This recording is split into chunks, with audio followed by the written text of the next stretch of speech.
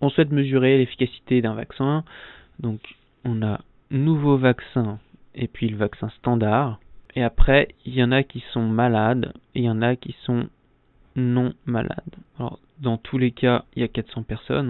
Donc là, je vais juste recopier les chiffres de l'énoncé dans un tableau. Voilà, c'est tout ce qu'on me dit. Proposition A, la différence de risque entre les deux vaccins est significative. Proposition B, le nouveau vaccin présente un intérêt clinique. Alors, il ne faut pas confondre ces deux choses-là. Une différence significative et puis présenter un intérêt clinique. Significative, ça veut dire que mon P est plus petit que 0,05 ou alors que mes statistiques de test tombent dans la zone de rejet. C'est pareil. La B présente un intérêt clinique, ça dépend de ce que vous jugez comme présenter un intérêt clinique. Là, on vous dit, bon, dans ce cas-là, on estime que la différence de risque de contracter la grippe entre les deux groupes, elle doit être au moins de 10% pour la différence de risque. Donc là, pour le nouveau vaccin, mon risque de contracter la grippe, c'est 10 sur 400.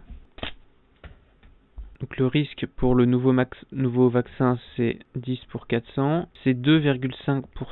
Pour le vaccin standard, le risque standard, c'est cette différence de risque, quand je fais l'un moins l'autre, à 5%. Donc c'est pas assez pour présenter un intérêt clinique aux yeux de ceux qui font cette étude. Donc il n'y a pas d'intérêt clinique. Alors j'ai pas répondu encore à la A. Pour calculer la A, on est obligé de calculer la statistique de test.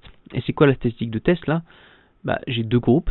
J'ai juste une proportion, enfin c'est binaire, l'issue est binaire, malade ou non malade. Donc la statistique de test, là il n'y a pas le choix, c'est un Qui2.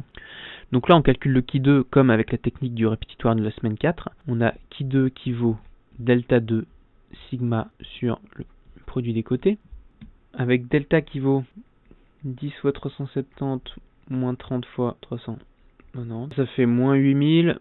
Bon, le signe à la limite je m'en fous parce que de toute façon, je vais le mettre au carré, le delta. Donc, je le mets quand même. Moins 8000. Sigma, c'est la somme de tous ces chiffres. Donc, ça fait 400 plus 400, ça fait 800. Et le produit des côtés, là, j'ai un côté qui vaut 40. Ce côté, il vaut 760. Et après, les autres côtés, ils valent tous les deux 400. Donc, c'est réglé, ça. Pour le coup, mon Qui2, il vaut 8000 au carré fois 800 divisé par... Donc, ça vous fait un Qui2 qui vaut 10,5.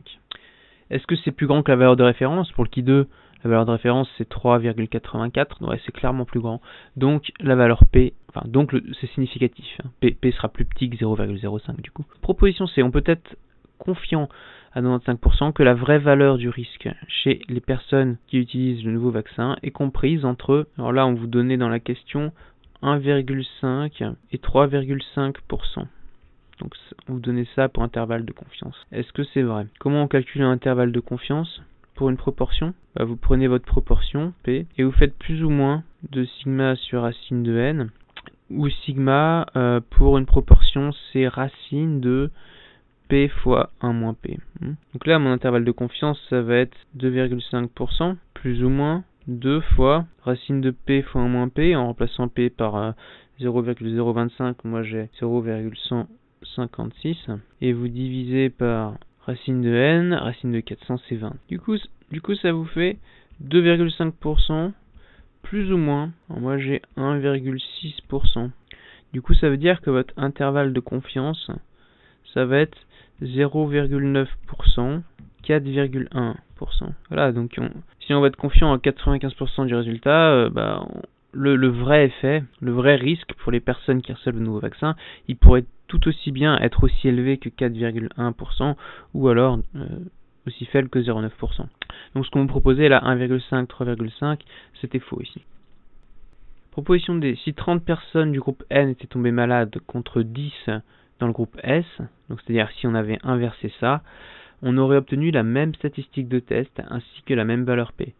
Ouais, ça clairement, si vous faites juste inverser ces valeurs, mais vous gardez les mêmes valeurs, c'est ça qu'on sous-entend par un résultat plus extrême. C'est-à-dire, imaginez que par hasard, ce soit le vaccin standard qui soit plus efficace que le nouveau vaccin. Dans votre calcul du Qui2, vous allez obtenir le même Qui2, vous allez obtenir toujours 10,5, parce que tout ce calcul ne changera pas. Enfin, il changera, mais vous allez retomber sur la même valeur. Et puis, du coup, vu que vous avez la même valeur pour le Qui2, vous allez obtenir la même valeur pour la valeur P.